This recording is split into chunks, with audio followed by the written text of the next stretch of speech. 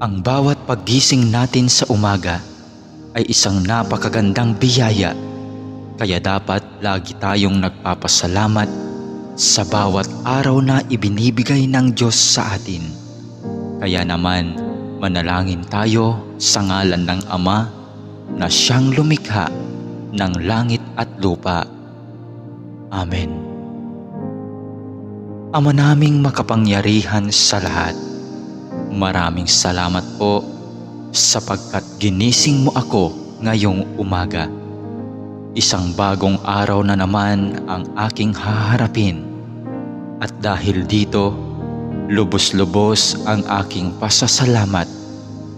Sa unang mga sandali ng aking araw, nais kong mapuspos ng iyong biyaya at pagmamahal. Kaya narito ako upang makapiling ka sa panalangin. Bantayan mo ako at gawing ligtas sa buong maghapong ito.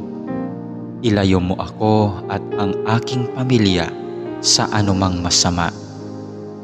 Maituon ko nawa ang aking pag-iisip, pananalita at asal tungo sa iyo.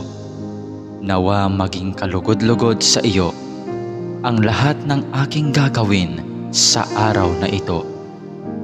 Panginoon ko at Diyos ko, naniniwala at nananalig ako na naririto ka at kapiling ko sa mga sandaling ito, na nakikita mo ako at iyong naririnig ang aking mga daing, mga kahilingan at mga panalangin. Kaya naman, Panginoon, ngayong umaga, sa iyong presensya at pagdamay mo ako kumakapit upang maharap ko ng may katatagan at katapangan ang araw na itong ibinigay mo sa akin. Mapagmahal na Panginoong Diyos, na nalaman kong mahal mo ako at binabantayan mo ako palagi.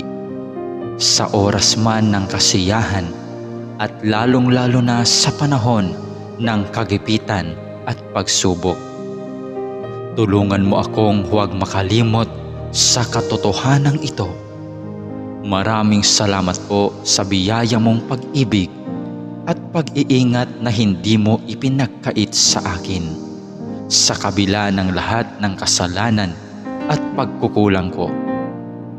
Puno ng pag-asa akong magpapatuloy sa araw na ito sa aking mga dapat gawin dahil na rin sa iyong pagtulong.